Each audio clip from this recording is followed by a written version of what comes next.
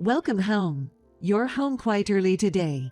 Well, yes, I bought some sushi today. Let's all eat together. I was surprised to even get a reply from my husband, Randolph, who had been ignoring me for over a month. Moreover, the sushi he brought was high-end. Something seemed fishy. Distrust growing, I secretly switched my sushi with my mother-in-law's. Oh wow, looks delicious. Let's dig in. Come on, eat up. To my surprise, my mother-in-law even started talking to me. Something was definitely up. Convinced of this, I pretended to head for the kitchen, saying I was going to make tea, and encouraged them to start eating first. From behind the door, I watched them. Then, as my mother-in-law took a bite of the sushi, she started shaking and coughing violently. And from her, unbelievable words were spoken. My name is Shirley, I'm 29 years old. I met Randolph about 6 months ago through my father's introduction. I was raised by a father who detests dishonesty and a mother who is gentle but has a strong core. At best, I'm a serious person, and at worst, I'm a person who can't get along with those around me.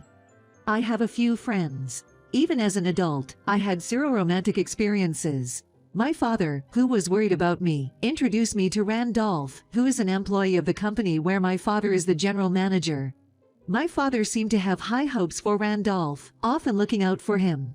Randolph first struck me as serious yet approachable. He attentively listened to my father and smoothly engaged me in conversation, making the atmosphere pleasant. Apparently, Randolph has a good reputation at the company. He was well trusted by his superiors and known for his friendly nature, getting along well with everyone.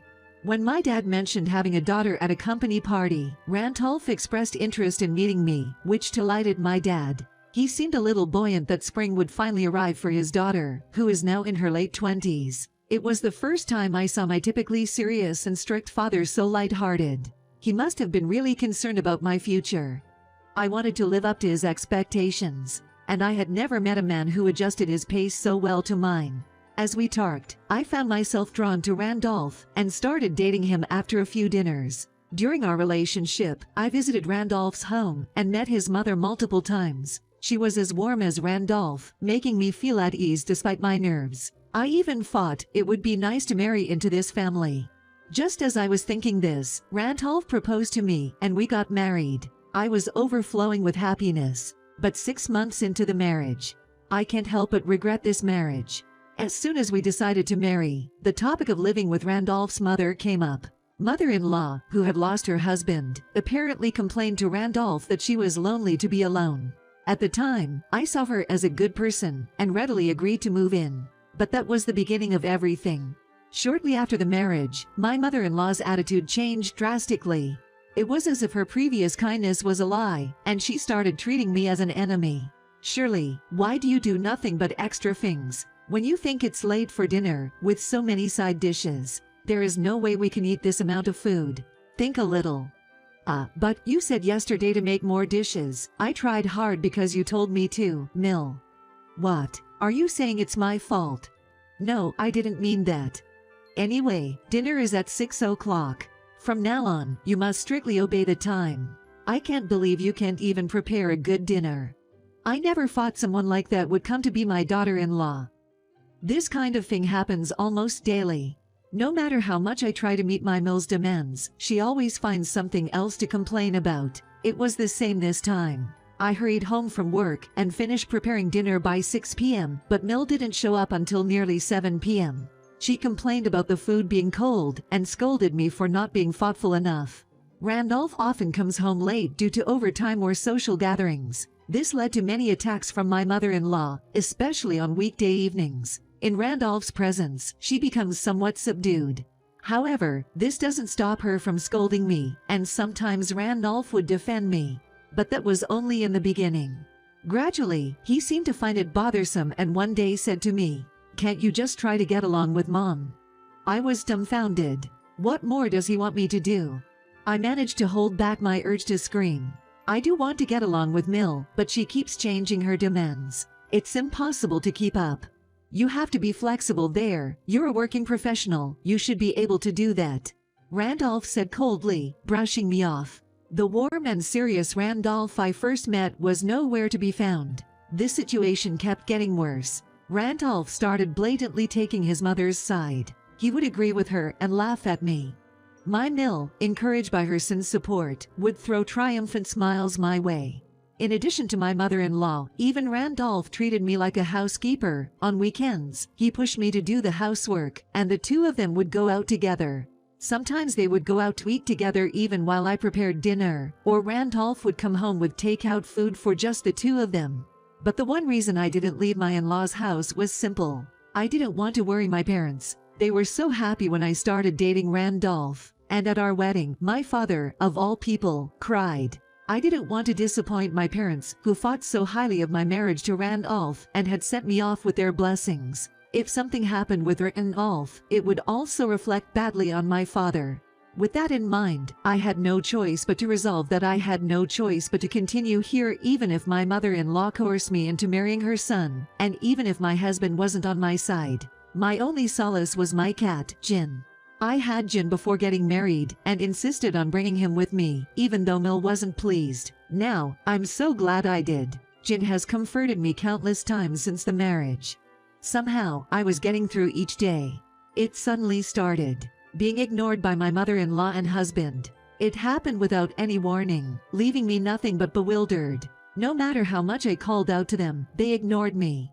All attempts to ask why or to compromise were futile. They ignored me, no matter what I did or said.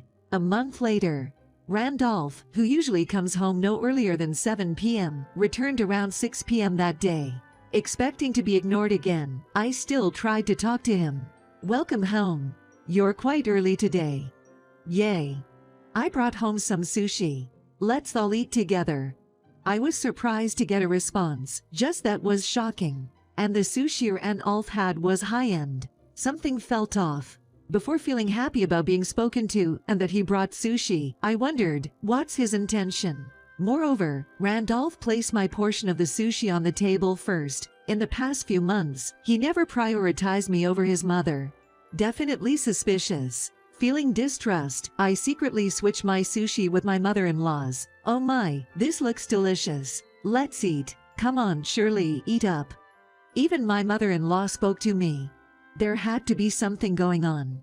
Convinced of this, I encouraged them to start eating first. I'll make some tea. Go ahead without me. Oh dear, sorry about that. But hot tea is essential with sushi, right? We'll start then, but come back soon. I pretended to head to the kitchen and watched from behind the door. My Mill and Randolph whispered to each other, then began eating the sushi. Then, suddenly, my Mill started shaking and coughing. Water. She gasped painfully, tears in her eyes. Randolph frantically patted her back. Mother-in-law turned her sharp gaze on Randolph. What is this? Why is there so much wasabi in my sushi? I told you to be careful not to mix them up, didn't I? What's going on? There's no way. I put Shirley's portion down first. It can't be a mix-up. But look, my sushi is inedible. We plan to make Shirley eat wasabi-filled sushi and suffer. If you messed up, our whole plan is ruined. What now? Hearing their conversation, I couldn't stay silent. What are you both talking about? Loads of wasabi. You are trying to make me suffer. Their faces said it all. Oops. But my Mill quickly changed her expression and scoffed. Yes. We've been ignoring you for a month, and you seemed fine. So, we thought of teasing you a bit. That's awful. What part of it? An incompetent wife like you should be thanking me for keeping you at home. Despite my Mill yelling at me, Randolph made no move to stop her. I realized it was hopeless. Words I'd been holding back slipped out. I'm going back to my parents' house. I packed the bare minimum and put Jin, my cat, in a carrier. As I reached the front door with my bags, Randolph tried to stop me, maybe realizing it was serious. Hey, you're joking, right? You're overreacting over this. An apologetic husband's words made my will even stronger. Without a word or even looking at his face, I left my in-laws' house. Back at my parents', my mom welcomed me. Seeing me suddenly return, she looked surprised for a moment, but immediately let me into the house. You don't have to talk if you don't want to, but if you'd like, you can share, she said, placing her hand on my back. How I'd been bullied by my Mill since the marriage. Randolph gradually took his mother's side, treating me like a maid. that after a month of being ignored, they tried to make me eat sushi loaded with wasabi. I shared it all. I apologized for the trouble I had caused, despite my parents' joy in seeing me off. Sorry, Mom, but I've reached my limit. That's okay, dear. Your dad and I just want you to be happy. We never wanted you to stay with Randolph if it meant being in pain. You've done well so far. Hearing my mother's words, the tears I had been holding back overflowed. When my father returned from work and heard the situation from my mother, he apologized to me. I'm sorry. It's my fault for introducing Randolph to you. I had no idea he was like that. My father looked remorseful. Seeing my father like that made my heart ache even more. Then, a call came in. It was from Randolph. The phone rang for a while, but I didn't answer. Staring at the screen, I waited for it to stop, and finally, it did. That's when I noticed a notification from an app. It was from the pet monitor I set up for Jin. Before going to bed at night, I had set the notification to come in at this time so that I would not forget to turn on Jin's water. Curious, I opened the app and clicked on the live feed. There, my milliner and all were caught on camera. What should we do? Shirley isn't answering her phone. Just leave her be. She'll come back eventually. What should we do to her next, Haga? What if she says, divorce? If that happens, I'll lose my position as the husband of the manager's daughter, won't I? Because of my position as husband of the manager's daughter, I was able to force my work onto the people below me. I can't lose this position now. The manager's daughter's husband. Hearing that, I couldn't contain my anger anymore. My father beside me felt the same. He watched the screen in stunned silence, shaking with disbelief. I immediately sent an email, let's get a divorce. Several calls came in right after, but I ignored them and went to sleep. On Saturday morning, the doorbell rang early. Goodness, who could it be at this hour? I heard my mother from the entrance. Following my mother's voice, I heard the root of my frustration. Please let me talk to Shirley. She's misunderstanding things. It was Randolph. Since I hadn't responded to his calls, he had come to the house. Not wanting to trouble my mother, I went to the entrance. With a sharp glare at my husband, I spoke coldly. What do you want? Shirley. Why didn't you answer my calls? I was worried. Worried. After you and your mother ridiculed me, ignored me for a month, and then tried to make me eat sushi loaded with wasabi. That is. He stumbled over his words at my accusation. About to close the door, I said, I'll bring the divorce papers as soon as they're ready. There's nothing more to discuss. Please leave. Wait, are you sure? You've never been in a relationship besides me.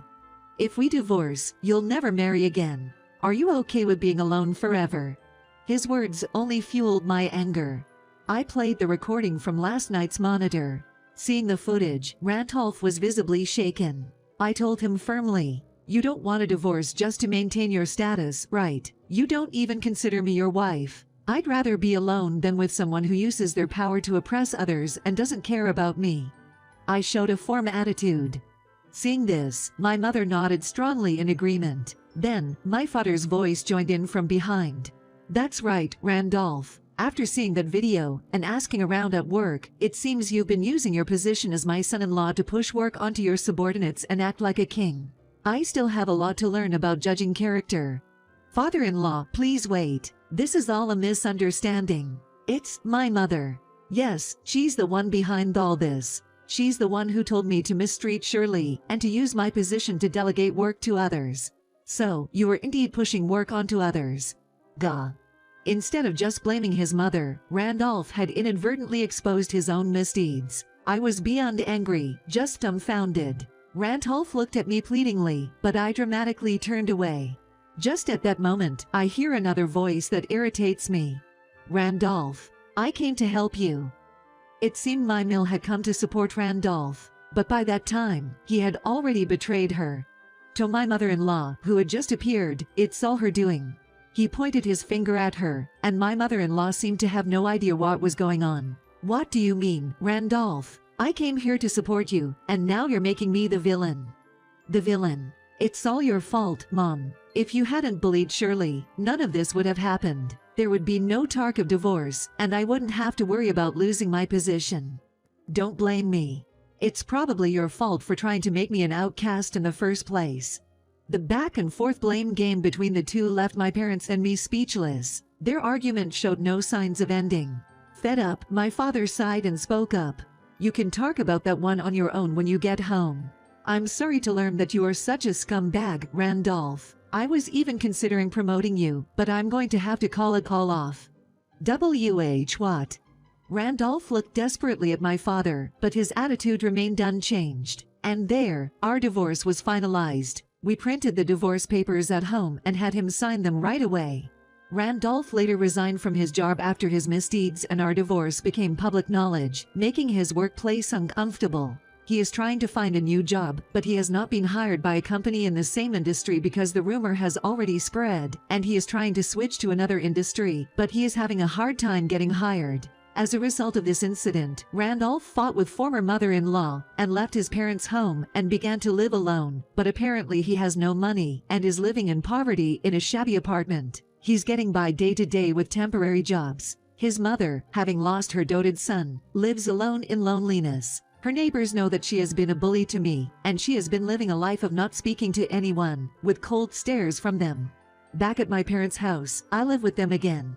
Without the burden of my former in-laws, I can focus better at work, receiving more significant responsibilities. A year after the divorce, there's a new spring in my life. In with a junior colleague who had successfully completed a project with me. Since joining the company, we've worked together multiple times, building a solid trust between us. We used to only talk about work, but recently he began inviting me out for meals, and just the other day, he asked me out on a date. This time, I believe I can build a happy family. With him, I trust my wish will come true.